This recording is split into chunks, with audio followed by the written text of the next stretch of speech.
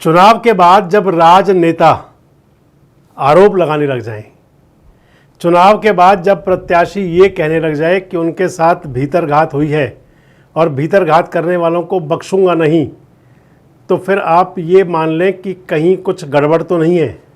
मैं आपसे जिक्र कर रहा हूँ मैं आपसे जिक्र कर रहा हूँ हरियाणा की सोनीपत लोकसभा सीट का।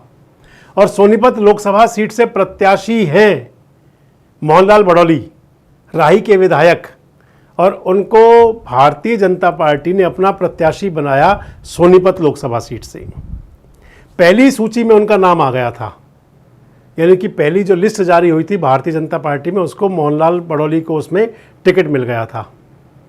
सोनीपत लोकसभा के सांसद हैं आजकल, जिनको निवर्तमान भी कह सकते हैं, रमेश कौशिक।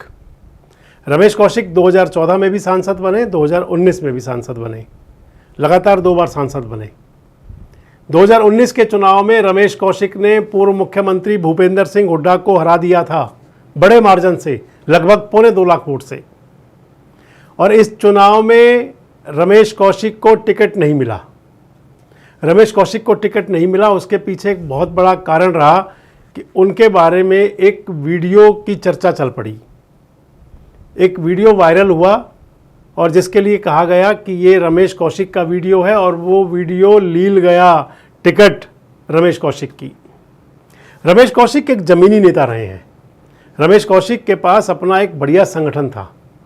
रमेश कौशिक चौधरी बंसीलाल सरकार में भी वजीर थे, चौधरी भूपेंद्र सिंह हुड्डा के बहुत नज़दीक रहे और 2 बार सांसद बने। इस बार उनको टिकट नहीं मिला, तो अब उस चैप्टर पर चर्चा करना बेकार है, जितनी करनी थी कर ली, आपको बता दिया। मोहनलाल बड़ौली को जब टिकट मिला, तो मोहनलाल को बड़ौली को टिकट मिलने के बाद से ये कहा जाने लगा था कि यहाँ पर मुकाबला तो कड़ा होगा। राही से विधायक तो हैं मोहनलाल बड़ौली, पूर्व मुख्यमंत्री मनोहर लाल और नायब सिंह सैनी के बहुत नज़दीक भी हैं। हरियाणा भारतीय जनता पार्टी के महामंत्री भी रहे हैं। महामंत्री रहने का मतलब कि संगठन की एक बहुत बड़ी महत्वपूर्ण जिम्मेदारी, संगठन के लोगों के बहुत नज़दीक रहना। और मोहनलाल बड़ौली के सामने जब टिकट मिला कांग्रेस का सतपाल ब्रह्मचारी को, सतपाल ब्रह्मचारी जींद जिले के हैं वो, और पहली बार जींद जिले के नेता को टिकट मिला। इस लोकसभा में, सोनीपत की लोकसभा में 2 जिले आते हैं, सोनीपत और जींद। जींद जिले की 3 विधानसभा सीटें हैं जो सोनीपत लोकसभा में, उनमें एक जींद, दूसरी जुलाना और तीसरी सफीदो।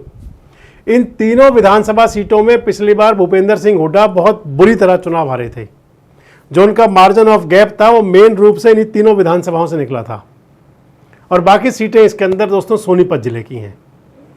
इस चुनाव के अंदर 2024 के चुनाव में जब सतपाल ब्रह्मचारी को टिकट मिला, सतपाल ब्रह्मचारी जींद जिले के हैं, लेकिन दूसरी बात यह कि वो भी संत हैं, एक ब्रह्मचारी हैं, अविवाहित हैं, और उनका आश्रम है हरिद्वार के अंदर। हुड्डा साहब के भी बहुत नज़दीक हैं, और कांग्रेस का जो आला कमान है उनके साथ भी उनकी पूरी नज़दीकी है। राहुल गांधी और सोनिया गांधी और प्रियंका गांधी वाड्रा सबके साथ नज़दीकी रही है उनकी। सतपाल ब्रह्मचारी को टिकट मिलने के बाद ये बात शुरू हुई कि ब्राह्मण के सामने कांग्रेस ने भी ब्राह्मण कैंडिडेट दे दिया। सोनीपत लोकसभा के अंदर दोस्तों बड़ा फैक्टर जाट मतदाता है, और जाट मतदाता और इसके साथ मुस्लिम मतदाता और दलित मतदाता, इस चुनाव में ये कांग्रेस की तरफ इनका झुकाव बहुत ज़्यादा रहा। और जब सतपाल ब्रह्मचारी को टिकट मिला तो फिर भारतीय जनता पार्टी कैंप के अंदर ये थोड़ी बहुत हड़बड़ाहट भी थी कि ब्राह्मण के मुकाबले ब्राह्मण उतार दिया तो दिक्कत रहेगी। एक ब्राह्मण कैंडिडेट और दूसरा वो जींद जिले के, जींद जिला जहाँ की 3 विधानसभा सीटें, और जो 2019 में तीनों में बुरी तरह हारे थे भूपेंद्र सिंह हुड्डा।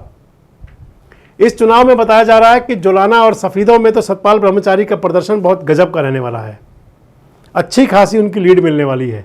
और जींद के अंदर ये कहा जा रहा है, जींद शहरी इलाके में बीजेपी और रूरल में, ग्रामीण में कांग्रेस, और ये कहा जा रहा है कि जींद के अंदर अच्छा मुकाबला है, लेकिन जींद में लीड बीजेपी की रहेगी। लेकिन इस सब के बीच में जो मोहनलाल बड़ौली का मैं आपको एक बयान बता रहा था, वो कह रहे थे कि उनके साथ में भारतीय जनता पार्टी के नेताओं ने, कार्यकर्ताओं ने विश्वासघात किया है, भीतरघात हुई है उनके साथ।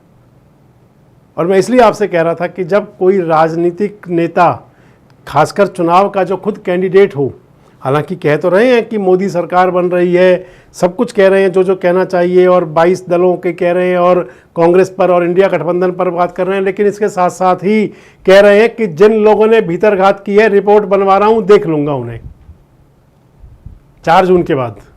जिन लोगों ने भीतरघात किए देख लेंगे उन्हें। और अब इस सब को लेकर के एक सवाल खड़ा हो गया कि क्या मोहनलाल बड़ौली को सोनीपत लोकसभा में कोई खतरा पैदा हो गया है? क्या मोहनलाल बड़ौली को लग रहा है कि वोटिंग पैटर्न जो था और उसके बाद का उनको क्या ये लगने लगा है कि स्थिति में दिक्कत हो सकती है, इसलिए कह रहे हैं वो? दोस्तों, आपको क्या लगता है कि क्या मोहनलाल बड़ौली के साथ वाकई भारतीय जनता पार्टी के नेताओं ने कोई भीतरघात की? आपको क्या लगता है कि क्या मोहनलाल बड़ौली वहां पर सतपाल ब्रह्मचारी के मुकाबले 21 रहेंगे या 19? क्योंकि चुनाव बहुत नज़दीक का है। और आपको क्या लगता है कि सोनीपत लोकसभा कौन जीतने जा रहा है? कमेंट्स बॉक्स में जरूर बताएं। जुड़े रहें हमारे साथ, देखते रहें देश रोजाना। हमारे साथ जुड़े रहने के लिए देखते रहिए देश रोजाना का यूट्यूब चैनल सब्सक्राइब कीजिए। साथ ही देश रोजाना की खबरें सबसे पहले देखने के लिए प्रेस कीजिए बेल आइकन।